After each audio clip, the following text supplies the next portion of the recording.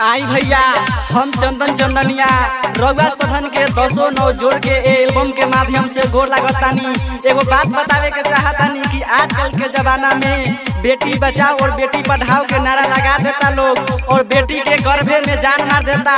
और देखी एगो भाई अपना बहन खातिर कितना तरसता, ये हम गीत के माध्यम से सुनावतानी।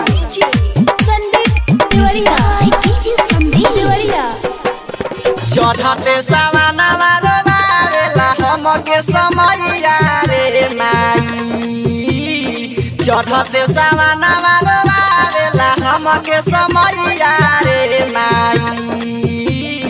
एक कहीं बहिन बिना सुन लागे मोरा कलाई रे माई। एक कहीं बहिन बिना सुन लागे मोरा कलाई रे माई। चढ़ते सवाना हम के समैया रे माई, चढ़ते सवाना हम के समैया रे माई। एक कहीं बहिन बिना सुन लागे मोरा कलाई रे माई। एक कहीं बहिन बिना सुन लागे मोरा कलाई रे माई। कलाई रे माई। एक कहीं बहिन बिना सुन लागे मोरा कलाई रे माई। सुनिए विधाता मन भइले उदास बा, भइले उदास बा, हो भइले उदास बा।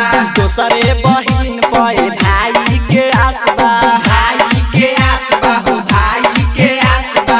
जब जब आवेला रक्षा बंधन के समैया रे माई। जब जब आवेला रक्षा बंधन के समैया रे माई। एक कहीं बहिन बिना सुन लागे मोरा कलाई रे माई। एक कहीं बहिन बिना सुन लागे मोरा कलाई रे माई। कलाई रे माई। एक कहीं बहिन बिना सुन लागे मोरा कलाई रे माई। सबके बहिनिया बांधेले राखी, बांधेले राखी, बांधेले राखी। एक कहीं बहिन बिना एने ओने ताकी, एने ओने ताकी, एने ओने ताकी। बहिन अधी रहती त हम के खियाईती मिठाइया रे माई। बहिन अधी रहती त हम के खियाईती मिठाइया रे माई। एक कहीं बहिन बिना सुन लागे मोरा कलाई रे माई। एक कहीं बहिन बिना सुन लागे मोरा कलाई रे माई। कलाई रे माई।